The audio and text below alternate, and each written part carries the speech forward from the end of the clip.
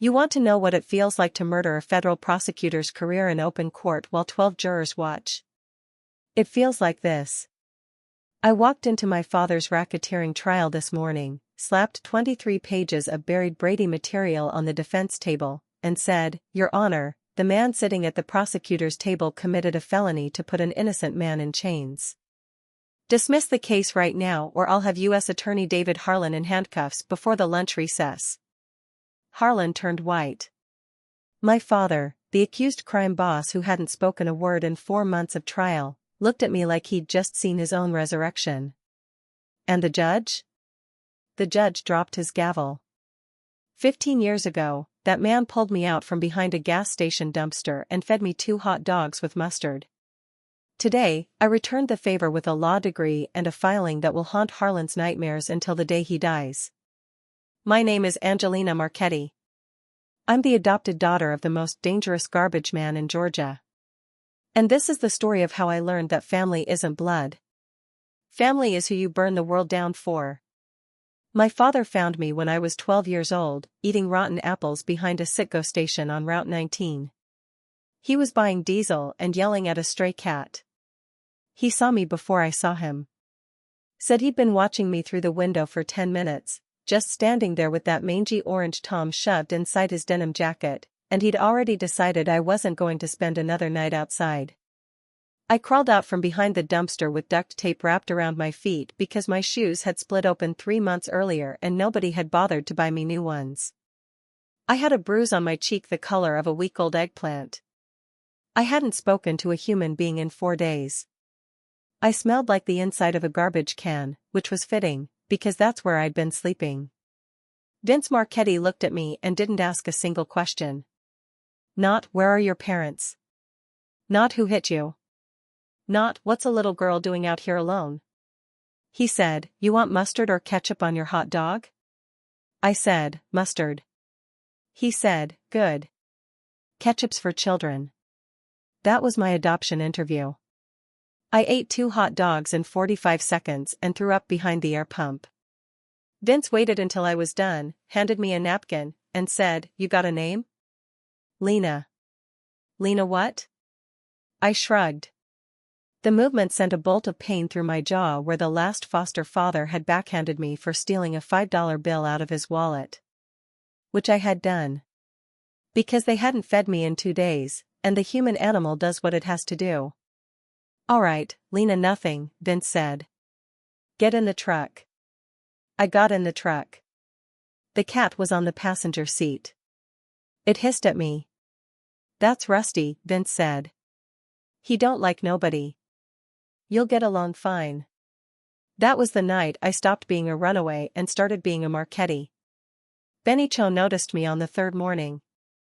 He was the bookkeeper at Marchetti Waste Disposal, a small Korean man with glasses that were always crooked and a calculator that never stopped clicking. I walked past his desk on my way to the bathroom, barefoot on the cold concrete, and he didn't say a word. He just watched me go, his pen hovering over a ledger page, and then he went back to his numbers. When I came out, he was still writing. 2 seconds passed. That was Benny's thing. You'd ask him a question, and he'd wait exactly 2 seconds before answering, like he was translating your words into a language that made more sense. "You got a name?" he finally said. "Lena." "Lena." He wrote something down. Clean name. Easy to remember. Vince came through the door with a paper bag from the biscuit barn. "Benny, leave her alone." "I'm not bothering her. I'm documenting." "Documenting what?" "Her existence." Benny looked up, his glasses catching the fluorescent light. "Paper trails matter. Without them, people disappear." I didn't understand what he meant then. I was 12. I thought paper trails were something you followed in the woods. But Benny already knew what I would learn years later. In the world Vince Marchetti lived in, the only thing standing between you and a federal indictment was a careful man with a calculator and a system. "Drink your milk," Vince said, pushing the carton at me. "Why do I always have to drink the milk first?" "Because milk builds bones, and your bones need building." "I'm not a construction project." Vince stared at me. Then he looked at Benny. She's got a mouth on her. She'll need it, Benny said, and went back to his numbers. The adoption took 6 months. A judge named Hollister signed the papers in chambers without looking up from his desk. His breath smelled like peppermint schnapps and regret. I wore a yellow dress with white flowers that Benny had picked out at the Walmart in Macon, and it was 2 sizes too big because they'd underestimated how much weight I'd gain eating 3 meals a day. The dress hung off my shoulders like a collapsed tent. "Your name's Angelina now," Vince told me on the courthouse steps. Angie for short. It was my mother's name. What if I don't feel like an Angelina? Then be Lena. Name's just a word. It's what you do with it that counts. We stopped at Dairy Queen on the way home. He bought me a vanilla cone and watched me eat it, his hands on the steering wheel, the cat asleep on the dashboard. "What do you do for work?" I asked. "Really?" "Sanitation. People make trash, I haul it away." "That's the whole truth?" He didn't answer. The radio played something low and sad from the AM station he always kept on, old country music that sounded like heartbreak and cheap whiskey. "No," he said. "It ain't the whole truth. But the rest of it ain't your problem. You're a kid. Stay a kid. Do your homework. Don't ask questions you don't want answers to." "What if I want the answers?" "Then you're stupider than you look." He was wrong about that. I wanted the answers. I wanted all of them. But I was smart enough to know I wouldn't get them by asking. So I started paying attention. I saw things over the years. A man with a broken nose sitting in the office at 2 in the morning, holding a towel to his face while Benny wrote something in his ledgers. A phone call that made Vince's jaw tighten until the muscle jumped.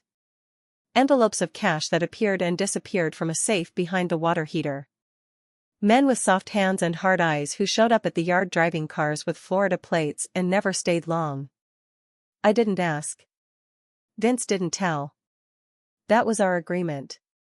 But when you're the daughter of a man like Vince Marchetti, the world has a way of educating you whether you want it or not. I was 16 when I learned what my father really did for a living. It was a Friday night. Late October. I was at the kitchen table, bent over a geometry textbook, trying to memorize theorems that I was certain I would never use again. The radio was playing that same AM station, some preacher talking about damnation and grace. The cat was asleep on the windowsill. The front door slammed open. Vince came through it sideways, one arm braced against the frame, his shirt dark with something that wasn't sweat.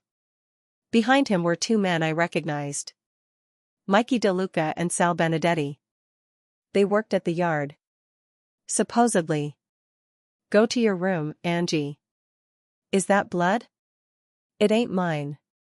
"Go. Now." I didn't move. Mikey had a gash across his knuckles that was still weeping red. Sal had a cut above his left eye. They both looked like they'd just walked out of something they didn't want to remember. "Boss, you need a doctor," Mikey said. "I need you to shut your mouth and get the kit." "Girl, last time I'm gonna say it." I went to my room. I closed the door. But I didn't close it all the way. I left a crack 2 inches wide and I pressed my face against it and I listened. "He talked," Sal said. "The driver. Gave Harlan everything. Harlan's been fishing for 10 years. He ain't got nothing that sticks. He's got a witness now, boss. A live one." Silence. The kind of silence that has weight. "Where's the driver now?" "Benny's handling it." "Benny's a bookkeeper." "Benny's a lot of things. You know that." More silence. Then Vince said something I'll never forget. "We don't touch him. You hear me? We don't touch him. We beat this in court or we don't beat it at all. I'm not giving Harlan a body. That's what he wants. Boss?" I said no. "Now get cleaned up." I closed the door. I climbed into bed. I stared at the ceiling until the sun bled through the curtains. The next morning, Vince was sitting at the kitchen table with a cup of black coffee and a sausage biscuit he'd already let go cold. The blood was gone. The men were gone. But something in his face had shifted, like a crack you don't notice until the whole wall comes down. "You heard things," he said. "Yes. You gonna ask me about it?" I sat down across from him. The geometry book was still open to the same page. The theorems looked like a language from another planet. "Did you kill someone?" "No." "Did you have someone killed?" He set his coffee down. The liquid didn't ripple.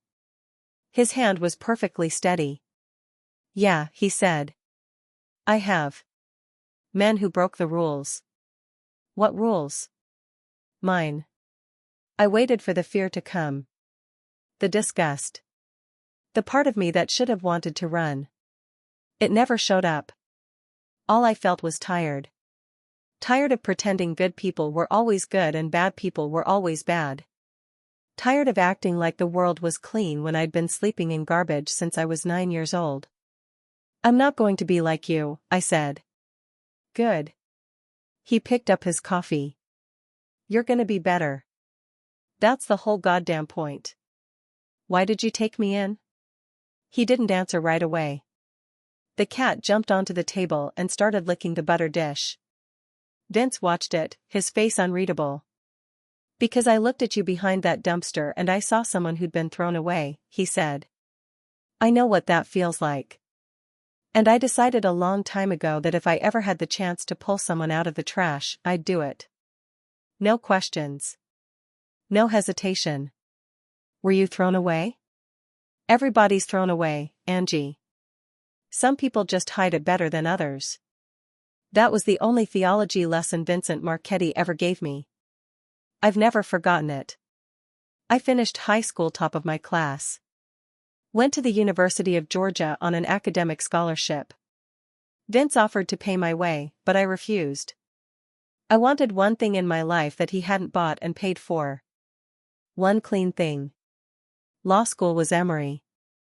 3 years of case law and constitutional theory and the slow, grinding realization that the legal system wasn't a search for truth.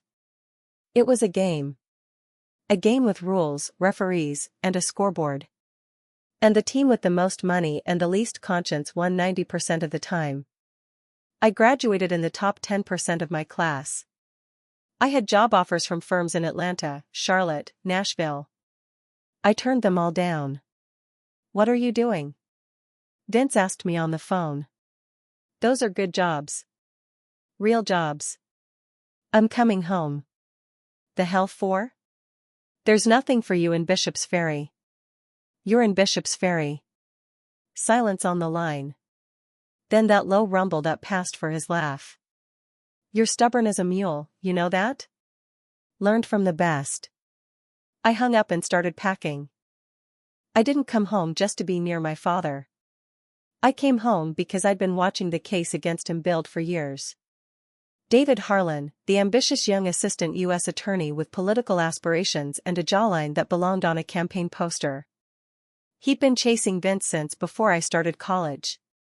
And now he had a witness. A truck driver named Ray Dobbs who'd been caught moving stolen cigarettes across state lines and had decided to trade testimony for immunity. I knew the case file inside out by the time I passed the bar. I'd been tracking it like a hunter tracks a wounded animal. And I'd found something.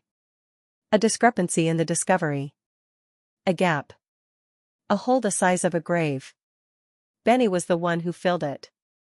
"I've been keeping 2 sets of books for 22 years, he told me, 3 days before trial started. 1 set for the IRS. 1 set for myself. The second set shows exactly where every dollar came from and where it went." "Why would you do that?" 2-second pause. "Because I knew this day would come." "Your father doesn't plan. He reacts."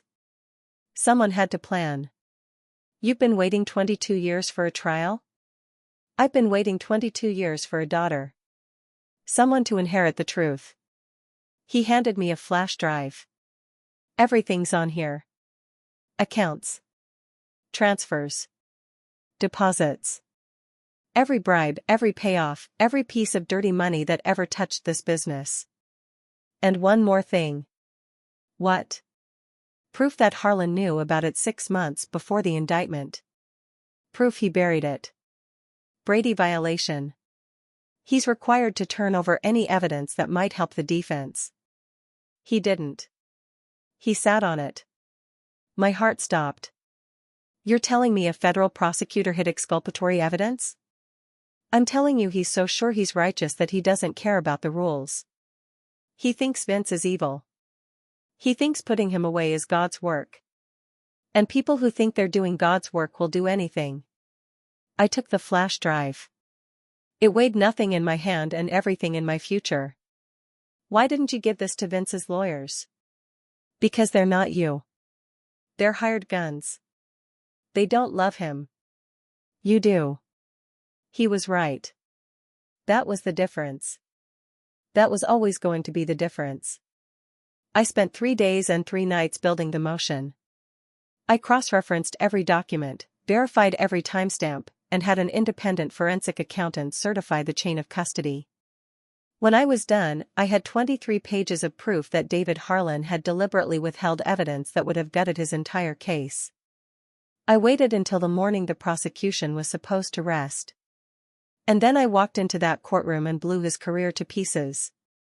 The judge called us into chambers. Harlan was still sputtering, trying to find his footing, but his face told me everything I needed to know. He was scrambling because he knew I had him dead to rights. You want to explain this? Judge Oaks said, pointing at my motion.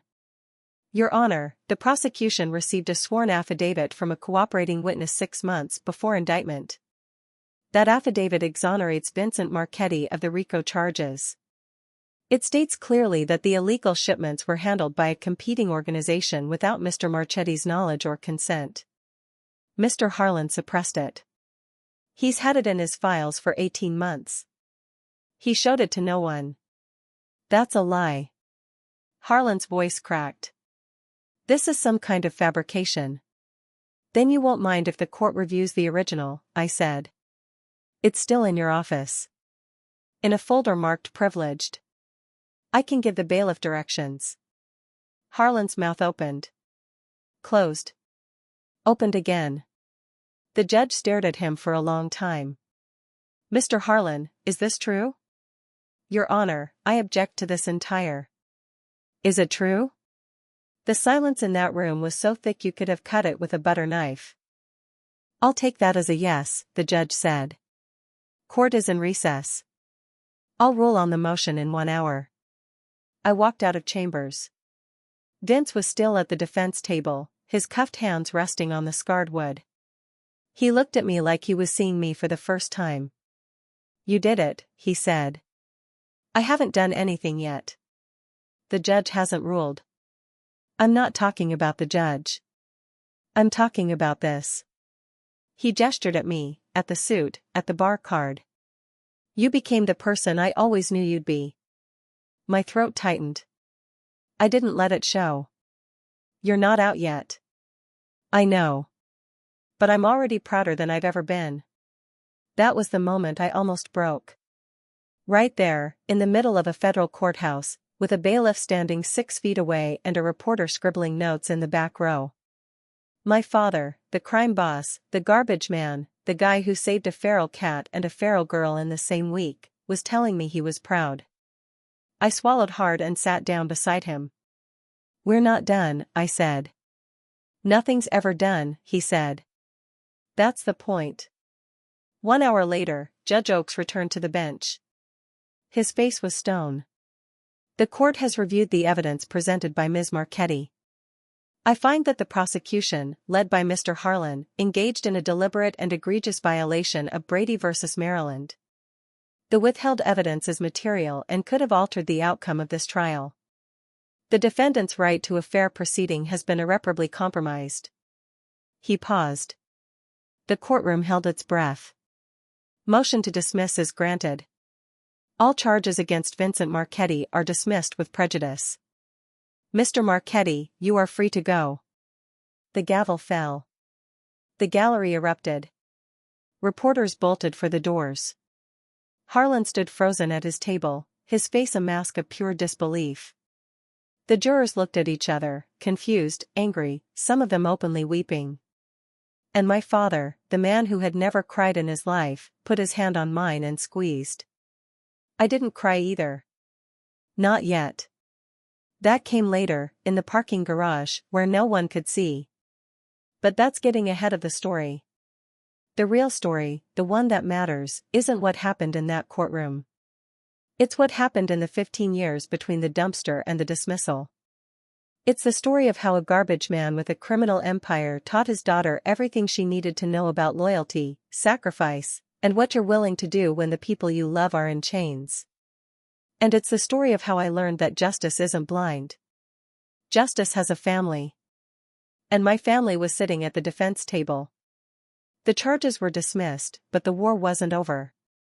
David Harlan stood outside the courthouse 3 hours later, his tie loosened, his hair mussed by the wind, and spoke into a cluster of microphones like a man who still believed God was taking notes.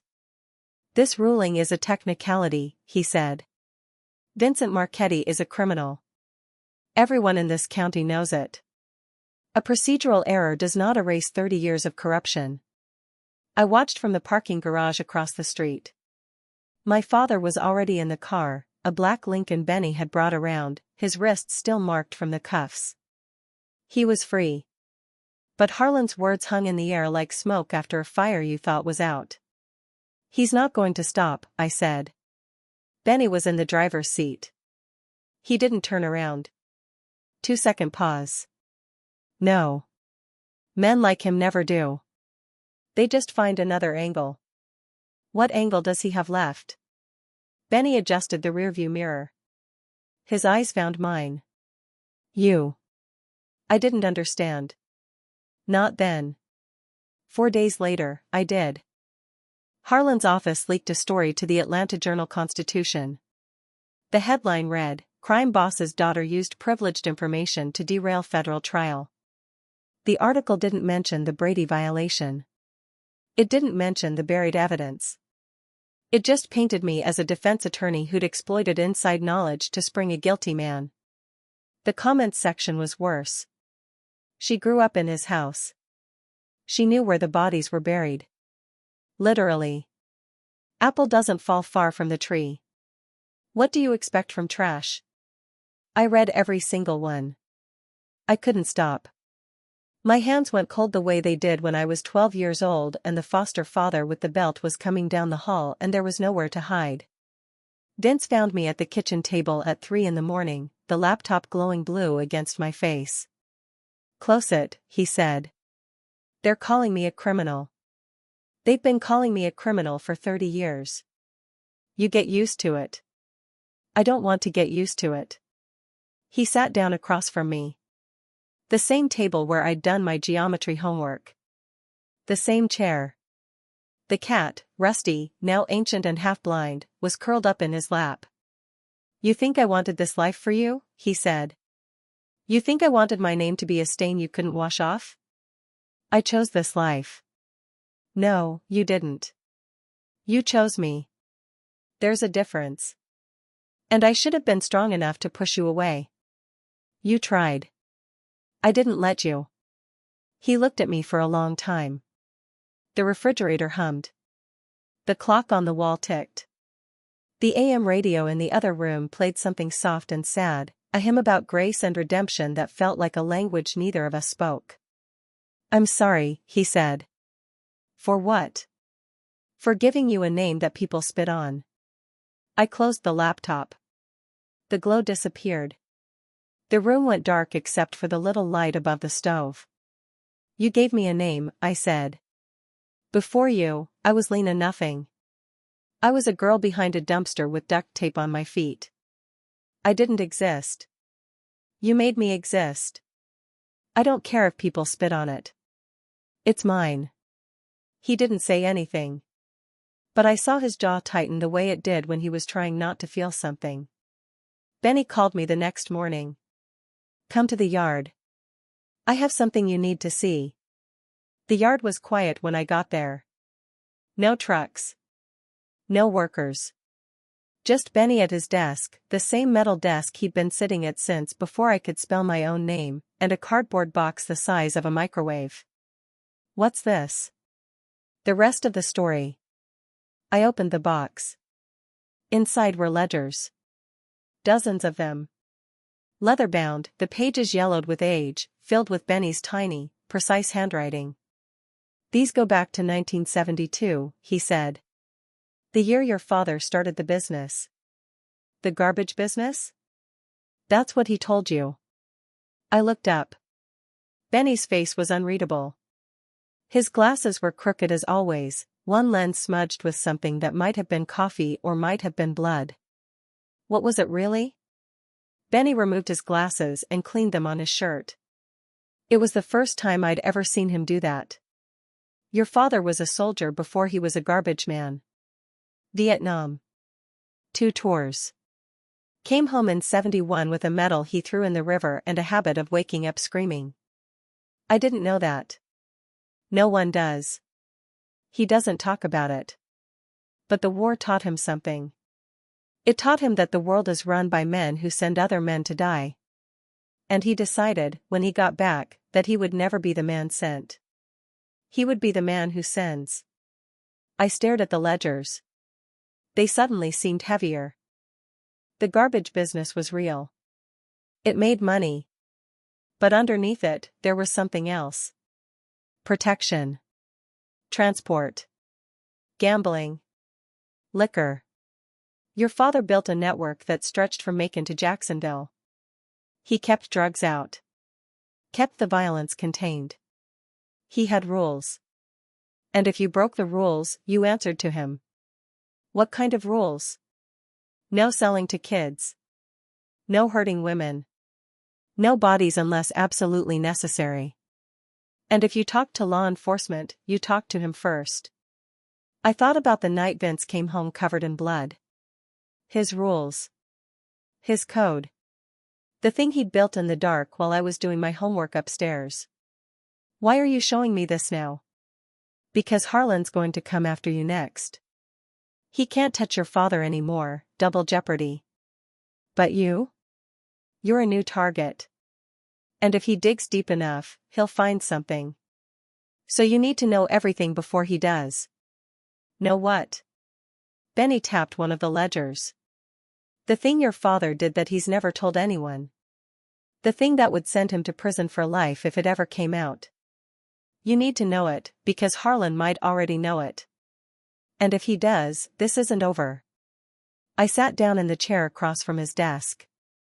The same chair I'd sat in when I was 12 years old and still learning how to be a person. Tell me. 2-second pause. In 1987, a man named Gerald Rawlings tried to buy your father out. Rawlings was a developer out of Atlanta, big money, bigger ego. He wanted the transport routes. When your father said no, Rawlings had 2 of his men beat up Sal Benedetti and put him in the hospital. Your father responded by burning down Rawlings' construction office. Nobody was inside. But a night watchman saw him leave. Did the watchman testify? The watchman disappeared before he could. Rawlings filed a report anyway. The police investigated. Your father was arrested. And then, 3 days before trial, Rawlings withdrew the complaint and moved to Arizona. He never said another word about it. Why? Benny looked at me. His eyes were steady. Because I convinced him. You? I went to his house the night before the deposition. I didn't threaten him. I didn't touch him. I just showed him pictures of his daughter walking home from school. And I told him that families have a way of getting caught in the crossfire. He understood. My stomach dropped. Benny, that's witness intimidation. That's a felony. Yes. And if Harlan finds out? He won't. But if he does, you'll go to prison. My father will go to prison. The whole thing comes apart. Benny leaned back in his chair. The springs creaked. Then Harlan doesn't find out. Benny. I didn't tell you this to scare you, Angie. I told you so you'd understand what's at stake. Your father isn't innocent. He's done things. Bad things. But he's also the man who pulled you out from behind a dumpster and gave you a life. The question isn't whether he's good or bad. The question is whether you're willing to fight for him anyway. I stared at the ledgers. Years of secrets. Years of sins. My entire inheritance, boxed up in cardboard. I already fought for him. No. You fought for a legal technicality. That was the easy part. The hard part is what comes next. Because Harlan's not going to stop. And the only way to beat a man like that is to get ahead of him. Get ahead of him how? Benny pulled a file from his desk drawer and slid it across to me. By finding out what he's hiding. I opened the file. Inside were bank records, phone logs, travel receipts. All in Harlan's name. All flagged with red ink. Where did you get this? I'd been investigating him for 3 years. Quietly. Carefully. Every prosecutor has skeletons. Harlan has more than most. I flipped through the pages. Trips to the Cayman Islands. Deposits into an offshore account. A series of phone calls to a number I didn't recognize. What am I looking at? A man who's been taking bribes from the same people he claims to be prosecuting. The Atlanta Syndicate. They've been paying him to go after your father because your father refused to let them operate in his territory. Harlan isn't a crusader. He's a hitman in a suit. I couldn't breathe. You're telling me the U.S. attorney prosecuting my father is on the payroll of a rival crime family? I'm telling you the war you think is over has barely started. And the next battle isn't about your father. It's about you. Why me? Because you're the weak link. The daughter. The one thing your father actually cares about. If they can take you down, they take him down with you. I closed the file. My hands were shaking. So what do I do? Benny removed his glasses again.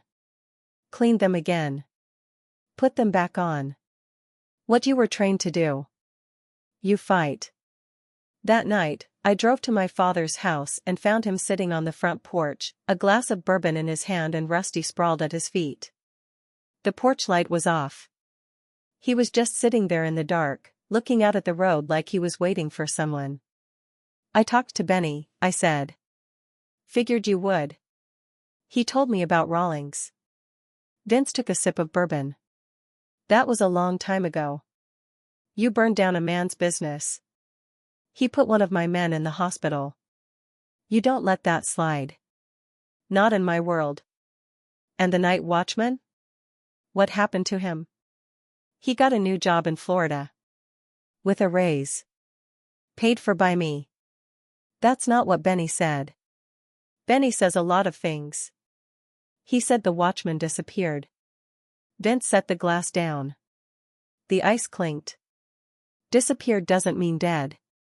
It means he left town. He was a good man who saw something he shouldn't have. I made sure he was taken care of. That's all. Then why did you let me believe it was worse? Because I wanted you to know what I'm capable of. I wanted you to look at me and see the worst. Because if you can live with the worst, you can live with anything. I sat down in the chair beside him. The wood was cold. The night was quiet. You're not a monster, I said. I'm not a saint either. Neither am I. He looked at me. The bourbon glass caught the moonlight. You're the closest thing to a saint this family's ever produced. Don't sell yourself short. I laughed. It was a strange sound in the dark, rusty, and unexpected. That's the first time anyone's called a defense attorney a saint. Defense attorneys don't usually risk their careers to save their fathers. It wasn't a risk. I knew I'd win. Bull. I had the evidence. You had guts. The evidence just gave you somewhere to point them. We sat there for a while, not talking. The cat snored. The bourbon disappeared.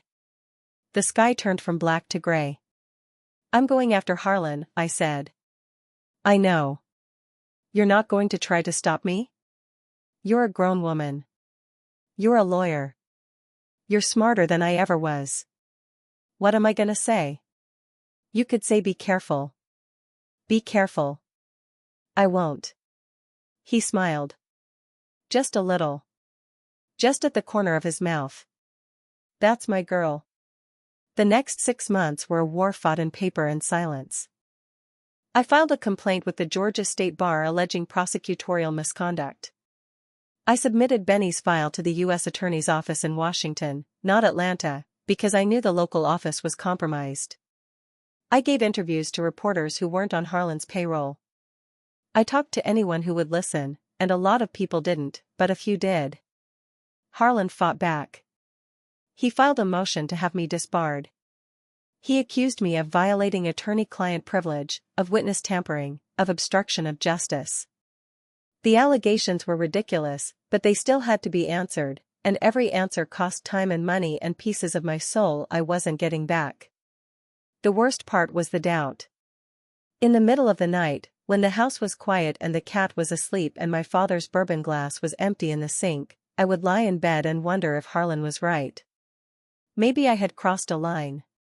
Maybe I was just a criminal's daughter playing dress-up in a courtroom.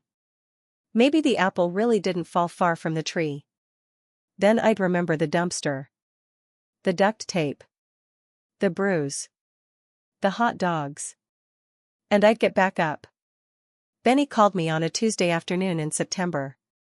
It's done. What's done? Harlan. He's resigning. Effective immediately. I nearly dropped the phone.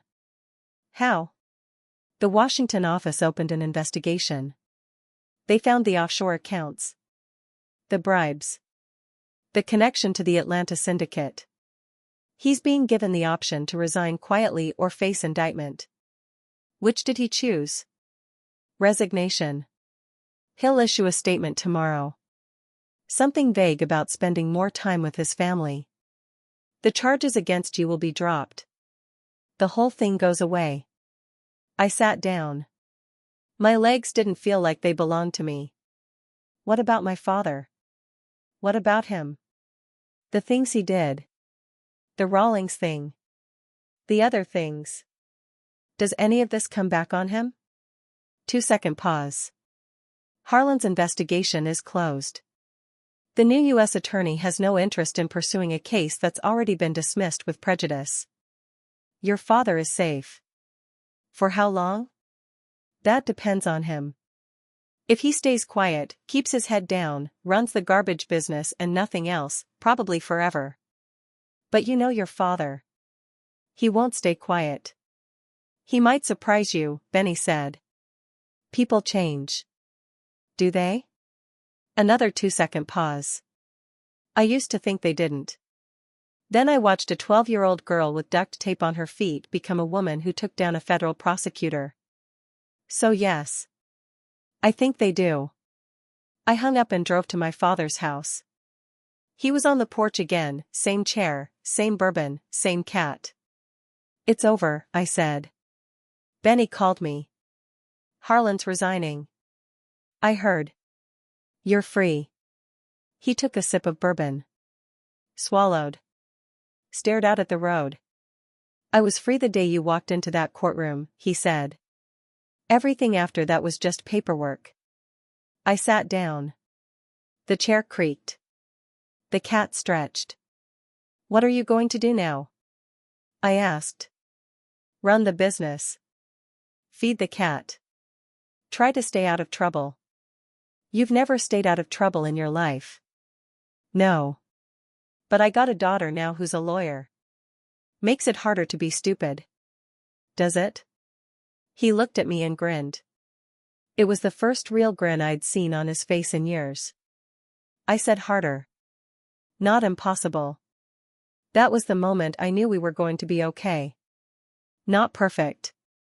Not clean. Not the kind of family that shows up in Christmas commercials. But okay. And in my world, okay was enough. I didn't know then that the biggest fight was still ahead. That Harlan's resignation was just the beginning of something larger. That the Atlanta syndicate wouldn't forget what we'd done, and that my father's past would come calling one more time before the end. I didn't know that the ledger Benny had given me contained a secret even he didn't understand. A secret about a night in 1987, a burning building, and a watchman who saw more than anyone realized. That secret was waiting for me in a box in my office, wrapped in 30-year-old paper, tied with string that crumbled at the touch. And when I finally found it, it changed everything. The box sat on my office desk for 3 weeks before I opened it. It was the size of a shoebox, wrapped in brown paper that had gone brittle with age, tied with kitchen twine that snapped when I touched it. Benny had pulled it from the back of a storage unit he'd been paying for since 1988. He didn't know what was in it. He just knew it had Gerald Rawlings' name on the label. "Rawlings sent this to your father 2 days before he moved to Arizona," Benny said when he dropped it off. I never opened it. Wasn't mine to open. Why didn't my father open it? He said he didn't want to know what was inside. Said Rawlings was a coward, and anything a coward had to say wasn't worth the paper it was written on. Then why didn't he throw it away? Benny cleaned his glasses. Your father never throws anything away. He just puts it somewhere and waits until he's ready. Ready for what? Ready to face it. I wasn't ready. I told myself I was too busy. The Harlan aftermath had generated more paperwork than the trial itself. Complaints to file. Statements to issue. A disciplinary board inquiry that needed to be answered within 30 days. But the truth was simpler. I was afraid of what I'd find. Because I'd started dreaming about the night watchman again. Not the one in Benny's story. A different one. A face I'd seen exactly once, 15 years ago, through a crack in my bedroom door. A man with a cut above his eye and blood on his knuckles, standing in my father's kitchen at 2 a.m. Sal Benedetti. The man Rawlings had put in the hospital. The man whose beating started the war. Sal was dead now. Car accident in '94. But his widow still lived in Bishop's Ferry, in a small house on the edge of town with a dog that barked at everyone and a front porch that sagged in the middle. I went to see her on a Thursday afternoon in October, the box on the passenger seat of my car, the twine still unbroken. Her name was Margaret. She was 72 years old, with hands twisted by arthritis and eyes that didn't miss anything. She invited me in for sweet tea and didn't ask why I was there. She just poured the tea and waited. "Mrs. Benedetti, I need to ask you about something that happened a long time ago." 1987, she said. "The Rawlings thing. You know about it?" "I know Sal came home that night with his face opened up. I know your father took care of the men who did it. I know Rawlings left town not long after." She stirred her tea. "I also know that's not what you're here to ask." "No. It's not." "What, then?" I set the box on the table between us. "Rawlings sent this to my father before he disappeared. It's been in storage for 20 years. I haven't opened it yet." Margaret looked at the box. Her hand stilled on her cup. "You're afraid of what's in there?" "Yes." "What do you think it is?" "I think it's the truth. The truth about what happened to the night watchman. The truth about what my father actually did. And if the truth is ugly? Then I'll have to decide what to do with it." Margaret took a sip of her tea. The clock on her wall ticked. The dog barked somewhere in the backyard. "Sal talked about that watchman sometimes," she said. "Late at night, after he'd had a few drinks. He said the man saw something he shouldn't have. He said your father made it right." "Made it right how?" "Sal never told me the details. He just said it was the thing he admired most about Vince Marchetti. The way he took care of problems without making new ones." Benny said the watchman disappeared. "Benny says a lot of things that are true and a lot of things that are almost true. There's a difference." I looked at the box. The twine was yellow with age. Rawlings' name was written in blue ink, the letters cramped and hurried. Will you stay while I open it? Margaret reached across the table and put her hand on mine. Her fingers were cold from the tea glass. I'll stay. I broke the twine. The brown paper crumbled. Inside the box was a single manila envelope, and inside the envelope was a letter, 3 pages long, written in the same cramped blue ink. I read it out loud. My voice shook on the first sentence. To Vincent Marchetti. By the time you read this, I'll be gone. I'm writing because I owe you an explanation, and because I'm too much of a coward to say this to your face. Margaret squeezed my hand. The night I sent my men after Sal Benedetti, I made a mistake. I told them to send a message. I didn't tell them how. They took it too far. Sal was hurt worse than I intended, and I knew, the moment I saw him in that hospital bed, that I'd crossed a line I couldn't uncross. You burning down my office was justice. I understood that. What I didn't understand was what happened next. I turned the page. My fingers went cold. The night watchman, a man named Thomas Cole, saw you leave the fire. He called the police. He gave a statement. He was prepared to testify. I was ready to destroy you in court. And then your man came to my house. The Korean. He showed me pictures of my daughter. He told me to withdraw the complaint. I was angry. I was terrified. I was ready to call the police again and have him arrested. But before I did something I should have done from the beginning. I investigated you. I stopped reading. Margaret's grip tightened. Keep going, she said. I spent 2 weeks digging into Vincent Marchetti. I found a man who ran a criminal enterprise, yes. But I also found a man who paid for the funerals of employees who couldn't afford them. A man who kept drugs out of the high school by personally threatening anyone who tried to sell there. A man who had pulled a 12-year-old girl out of a dumpster and was in the process of adopting her.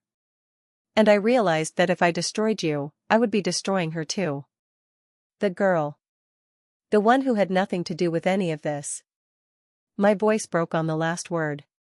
Margaret pushed a box of tissues across the table. I didn't take one. I'm withdrawing my complaint. Not because I'm afraid of you. Not because your man threatened me. But because I looked at my own daughter and asked myself what I would do if someone tried to take me away from her. And I knew the answer. So I'm leaving. I'm taking my family to Arizona. Thomas Cole is coming with us. I've offered him a job and a fresh start, and he's accepted. He's agreed to withdraw his statement. The case is dead. No one will ever speak of this again. You have my word. But I needed you to know why. It wasn't fear. It wasn't weakness. It was the girl. Take care of her. She's the only reason you're still free. I set the letter down. The room was silent. The girl, I said. He meant me. You, Margaret said. All this time, you were the reason. I had spent 15 years believing my father bought his freedom with threats and intimidation. I had spent 6 months building a career on defending a man I thought was guilty of witness tampering. I had lain awake at night wondering if my entire life was built on a lie. But the lie was mine. Rawlings hadn't left because Benny scared him. He'd left because he saw a 12-year-old girl with a bruised face and a new name, and he decided she deserved a chance. My father wasn't innocent. He'd burned down a building. He'd built an empire on illegal money. He'd done things I would never fully know and probably never fully forgive. But the one thing I'd been most afraid of, the thing Benny had told me would send him to prison for life, wasn't true. Benny hadn't intimidated a witness. He'd shown a father pictures of a daughter. And the father had understood. I drove straight from Margaret's house to the yard. Benny was at his desk, same as always, calculator clicking. You lied to me, I said. He looked up. 2-second pause. About which part? The night watchman. The threat. You told me you threatened Rawlings' daughter. I told you I showed him pictures of his daughter walking home from school. Which is true. I told you, I said, families get caught in the crossfire. Which is also true. I never said I threatened him. You assumed the rest. You let me assume. Yes. Why? Benny set down his pen. Removed his glasses. Cleaned them slowly and deliberately, the way he always did when he was about to say something that mattered. Because I wanted you to understand what your father was willing to sacrifice for you. He let you believe he was a monster so you could be free. He let me tell you the worst version of the story so you would never doubt that he loved you enough to do terrible things. But the truth is, the most terrible thing he ever did was let you go. Let me go? He sent you to college. He pushed you toward law school. He made sure you had a life that had nothing to do with his. And he did all of it knowing that one day you might sit in a courtroom and judge him. He was willing to be judged by you. That's not guilt. That's love. I sat down in the chair across from his desk. The same chair I'd sat in when I was 12. The same cold concrete floor.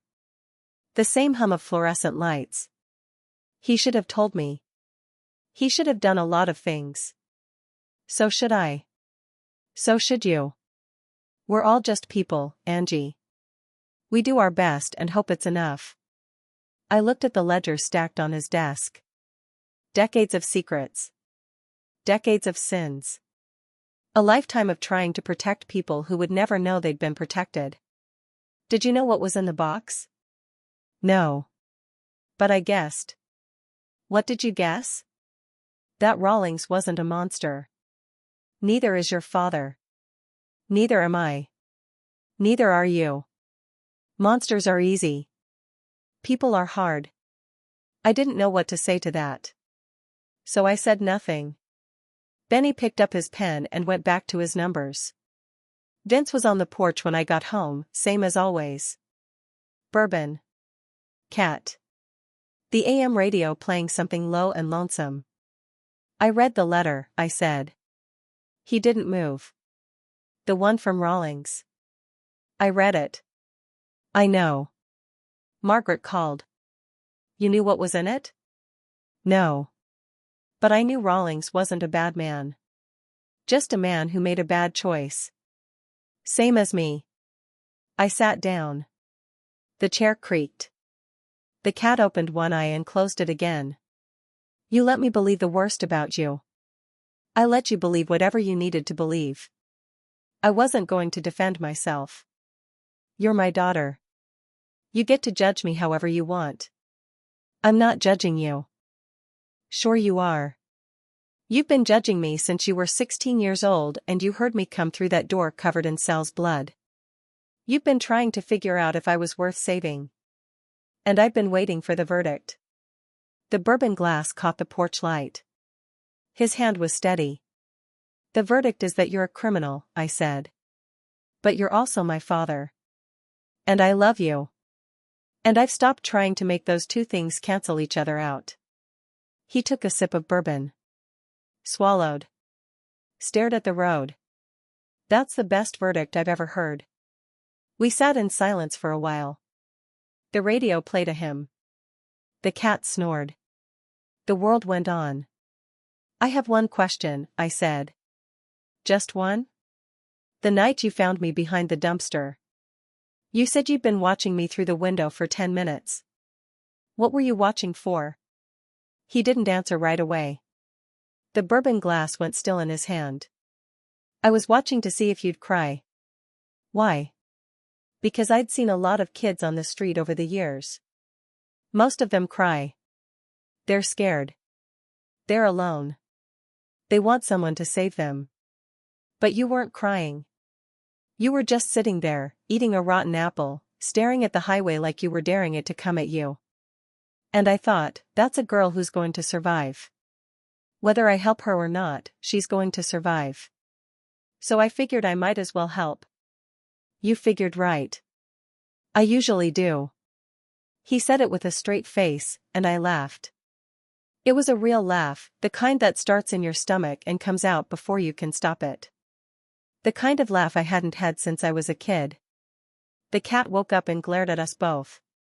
6 months later, I stood in the same courtroom where I'd destroyed David Harlan's career and watched my father walk free.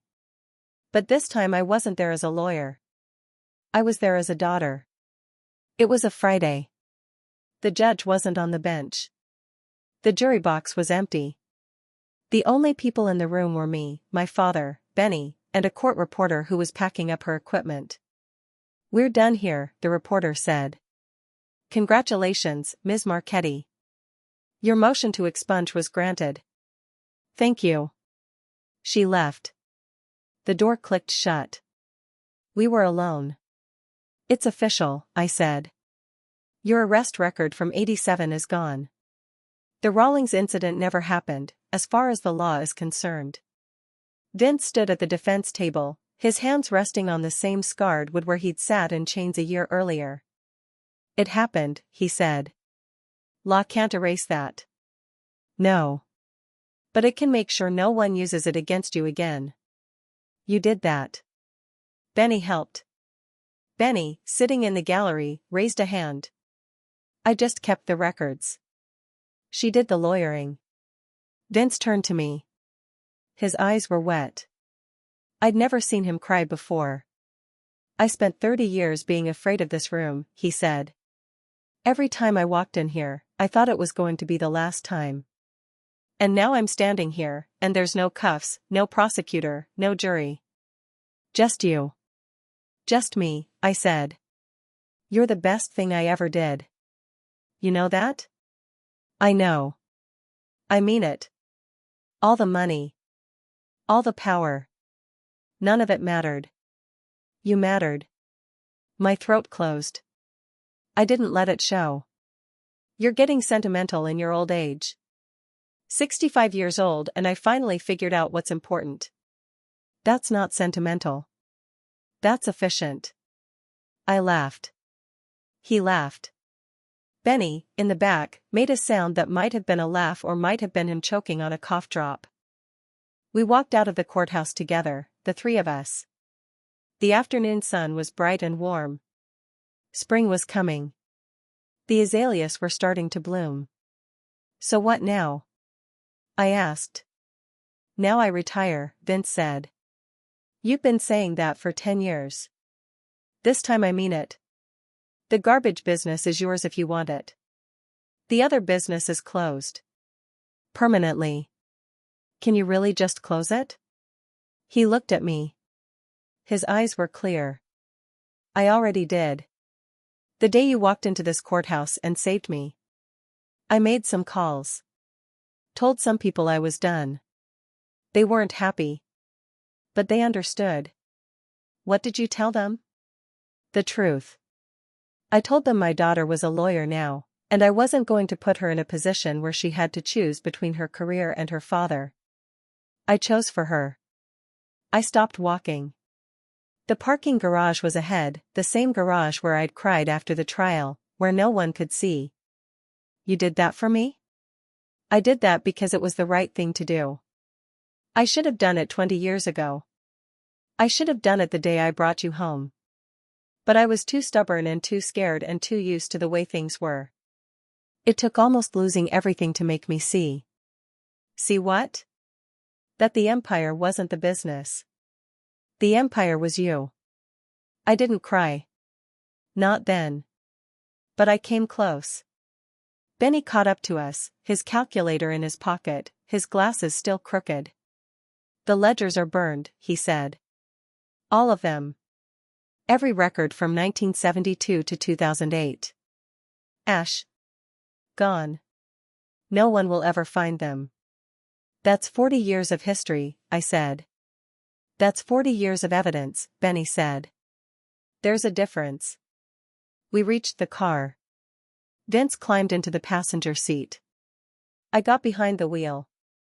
Benny sat in the back, already pulling out a new set of books, this time for a legitimate waste management company that paid its taxes and filed its paperwork and never, ever broke the law. "Where to?" I asked. "Home," Vince said.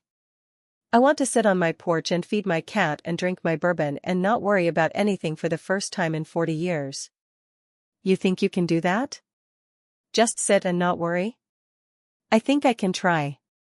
I started the car. The engine turned over with a rumble I'd been hearing since I was 12 years old. Trying's a good start, I said. Trying's all we got, he said. I pulled out of the parking garage and headed home. That was 5 years ago. Vince is 70 now. He still sits on the porch every evening with a glass of bourbon and a cat who's somehow still alive. The garbage business is doing fine. Clean books. Clean money. Clean everything. I run the legal side, which mostly means contracts and liability waivers and the occasional dispute with a competitor. It's boring. I love it. Benny retired last year. He moved to a small house on the coast, where he spends his days fishing and his nights doing crossword puzzles. He still pauses 2 seconds before answering any question. Some things never change. David Harlan resurfaced briefly in 2012, running for a state Senate seat in North Georgia. He lost by 20 points. The article about his defeat mentioned his resignation from the U.S. Attorney's Office but didn't go into detail. Some stories just fade. I still practice law. Criminal defense, mostly. I represent people who can't afford anyone else, people the system has given up on, people who remind me of a 12-year-old girl behind a dumpster with duct tape on her feet. I win some. I lose some. But I fight.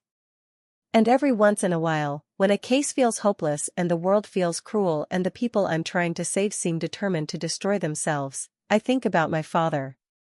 Not the crime boss. Not the garbage man. Just the guy who saw a feral girl eating a rotten apple and asked her what she wanted on her hot dog. That's the version I keep. That's the version I'll remember. Because in the end, that's the only version that mattered. Rusty the cat died last spring. He was 22 years old, which is roughly 150 in cat years, and he went peacefully in his sleep on the porch where he'd spent most of his life. Vince buried him under the azalea bush in the backyard and didn't say anything for 3 days. On the 4th day, he showed up at my office with a cardboard box. "What's this?" "Kittens," he said. "Somebody dumped them behind the Citgo." Of course they did. I already named them. That one's Lena. That one's Angie. You named them both after me? He shrugged. One for the girl I found. One for the woman she became. I looked at the kittens. 2 tiny orange faces stared back at me, their eyes barely open. You can't keep naming things after me. Why not? It's my naming strategy. It's a terrible strategy. It's worked so far. I took the box. The kittens mewed. My father grinned. That's the image I want you to hold on to. Not the courtroom. Not the ledgers. Not the fire or the blood or the 23 pages of buried evidence. Just an old man with a cardboard box full of kittens, standing in a lawyer's office, trying to convince his daughter that sentimentality is a strategy. He was right, by the way. It is a strategy. It's the only one that ever worked for us. Because here's what I learned in 15 years of being Vincent Marchetti's daughter. The law is just words on paper. Justice is just an idea. But family is real. Family is the person who sees you behind a dumpster and decides you're worth saving. Family is the bookkeeper who spends 40 years building a paper trail to protect you. Family is the father who lets you believe the worst about him because he knows the truth is complicated and love is simple. Family is who you burn the world down for. And sometimes, if you're very lucky, you don't have to burn it at all. Sometimes you just have to walk into a courtroom and tell the truth. The whole truth. Even the parts that hurt.